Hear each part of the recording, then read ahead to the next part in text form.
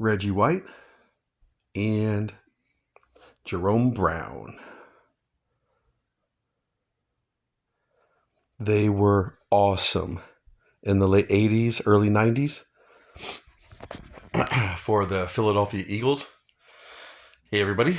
So I'm making another football card video of my favorite football players, and I make these videos because they bring back a lot of memories. When I think about Reggie White and Jerome Brown and the Philadelphia Eagles, late 80s, early 90s, it brings back a lot of memories for me. And I'll tell you why. Okay, so let's start with Jerome Brown. Now, I remember him in the late 80s, mid 80s, in college with the Miami Hurricanes. Jimmy Johnson, Michael Irvin, 80s Hurricanes. I remember them, and I remember Jerome Brown, and he was awesome in college. Now, I started watching college football in the early 80s, and it was USC Trojans because I'm from LA.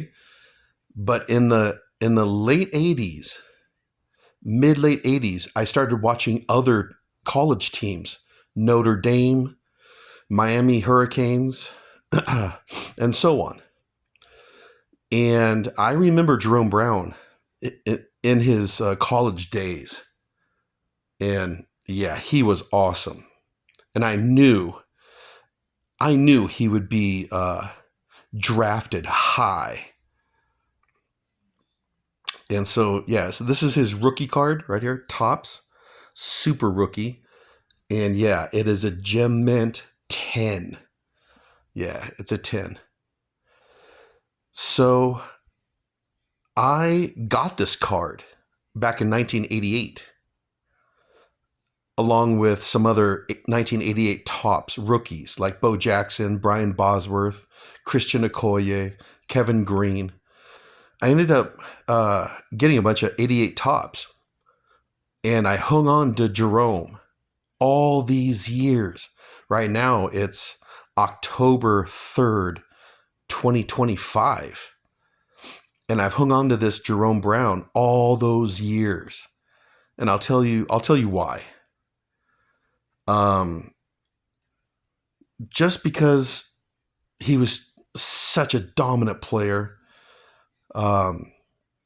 He was like a 2-time All-Pro, but he only played like 4 seasons because he was in a car accident and he died back in like 1992. Yeah. And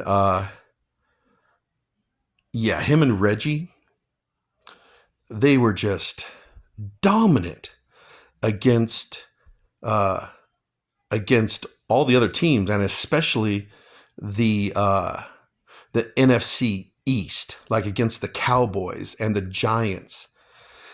And I remember hearing, I forget who it was, but someone said that Jerome Brown put fear into football players. I always thought that was pretty cool. Excuse me. But yeah, Jerome Brown put fear into football players. And it might have been Phil Simms. It might have been Phil Simms because Jerome, he got a few sacks off of, Phil Simms. But yeah, what else can I think about Jerome? So yeah, I kept his card all these years, and then I sent it in to get it graded, and it came back a 10. So, which was pretty cool. Oh, and another reason why I kept his card was because I bought his card back in 1988, and it was already like $10, which is kind of high for an 88 Topps card. It was like up there with Bo Jackson. So I just hung on to it, and I thought he was going to, go into the Hall of Fame. He would have. If he wouldn't have passed away, he would have been a surefire fire Hall of Famer. Yeah. So, Jerome Brown. Okay. And then Reggie White, the Minister of Defense. Another just awesome player. This guy is a Hall of Famer. And, oh, and one more thing about Jerome. I actually remember the day he passed away. It was on ESPN. And yeah, I remembered it. It was a car accident. I don't know exactly where. I think somewhere near his hometown or something like that. But yeah, ESPN Sports Center or whatever. They had news, and I remember that day. Yeah. Well, not the day, but I remember hearing about him passing away. Okay, so Reggie White. Now he's a bit older than Jerome, just like 3 or 4 years older or something like that. And I don't remember any of Reggie White's college days, but he did play at Tennessee. But I don't remember because I didn't watch a lot of college football in the early 80s, just USC Trojans, and that was it. So, and then Reggie, he ended up going to, right here, the USFL, the Showboats, before he went on to the Philadelphia Eagles. And I don't remember any USFL games. Not really. So my memories of Reggie White, they are when he joined the Philadelphia Eagles in the late 80s.